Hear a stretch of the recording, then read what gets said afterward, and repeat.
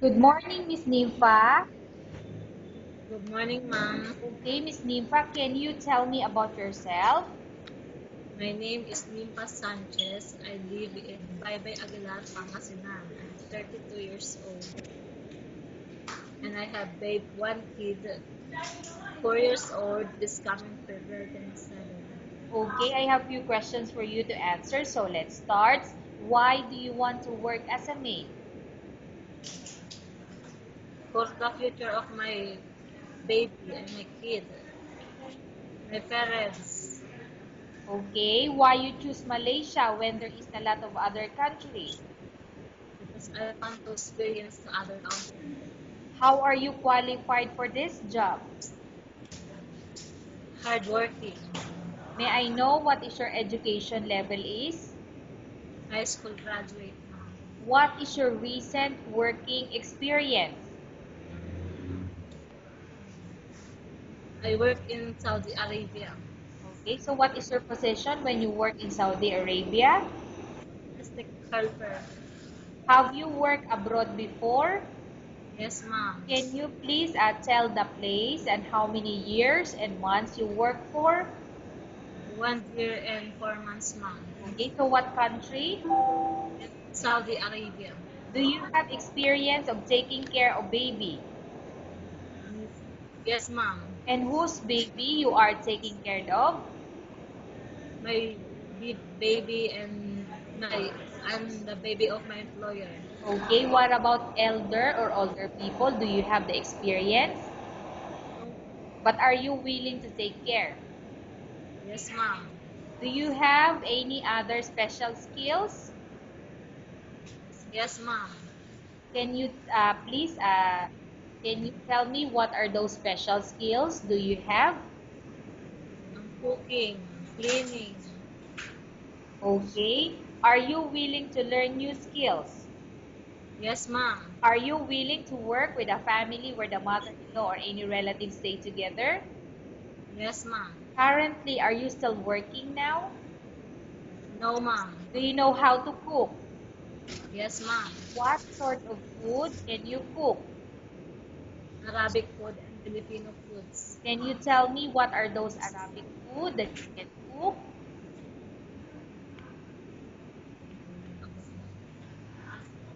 Pasta. Pasta, macaroni, salad, salads, vegetables, and the Filipino food, pinakbet, sinigang, menudo. Okay. Are you aware that you will have to do washing, cleaning, ironing, and cooking? Yes, ma'am. From all the house chores like cooking, cleaning, ironing, and washing, which do you like most? Washing, ma'am. If ever you were selected to work in Malaysia, who will take care of your kids? My cousin. Okay, pardon again, Miss Nympha. If ever you were, if you, if ever you were selected to work in Malaysia, who will take care of your kids? My cousin and my parents. Okay. You are not allowed to use handphone during working hours. Yes, ma'am. You are only allowed to use handphone after you finish all the works and when going to bed. Yes, ma'am. You are strictly needed to surrender the handphone to your employer in the morning, and your employer will return back to you once you're going to bed. Yes, ma'am. If ever your employer finds out that you're abusing or using your handphone and it's affected your work performance, your employer will confiscate your handphone and you're not allowed to hold it anymore. Instead, your employer will allow you to call to your family 3 times in a month. You're only allowed to bring normal phone and you're not allowed to bring smartphone. Are you agreed for the terms and condition? Yes, ma'am. Are you agreed to the rules and regulation for the handphone? Yes, ma'am. Can you describe for me your ethics or your attitude?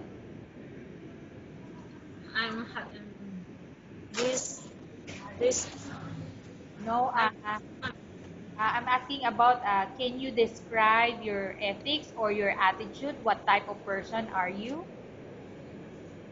I'm hardworking and kind.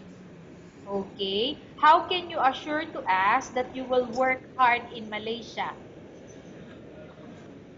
I finished my contract 2 years. Can you promise not to use the telephone without the permission of your employer? Yes, ma'am. Can you promise not to put on makeup but to dress properly while work? Yes, ma'am. Can you promise not to invite friends and relatives without the consent of your employer? Yes, ma'am. Can you promise not to ask for advance salary from your employer under any circumstances? Do you really understand of the rules and regulation of the agency? Yes, ma'am. Do you pay any placement fee for you to come to Malaysia to work as a maid? No, ma'am. Do you have any history of sickness, example breast cancer or any other illness? No, ma'am. Do you suffer from any skin diseases, allergy or physical defect? No, ma'am. Have you suffered from any serious illness? No, ma'am. Do you smoke? No, ma'am. Have you undergone any operation or surgery? Yes, ma'am. Okay, may I know what type of operation you underwent? Yoma, ma'am. Okay, so when was that? In 2005. 2005, okay. Are you medically fit? Yes, ma'am. Are you in any medication? No, ma'am. Are you allergic with any food? No, ma'am. Are you prepared to work for the employer of any race? Yes, ma'am. Are you prepared to eat the type of food taken by your employer? Yes, ma'am. Are you afraid being left alone in the house? No, ma'am. Are you afraid of dogs or other pets? No, ma'am. Can you promise to work according to instruction from your employer? Yes, ma'am. Do you have any immediate family working in Malaysia? No, ma'am. Okay, Miss Nympha, we have finished our question section. Let's go to case study. I have a case study for you and I want you to answer me truthfully. Upon arrival in Malaysia within 6 months, if ever any of your family members pass away, what will you do? Will you continue to work till finish your contract or you will go back? I finished my contract, ma'am.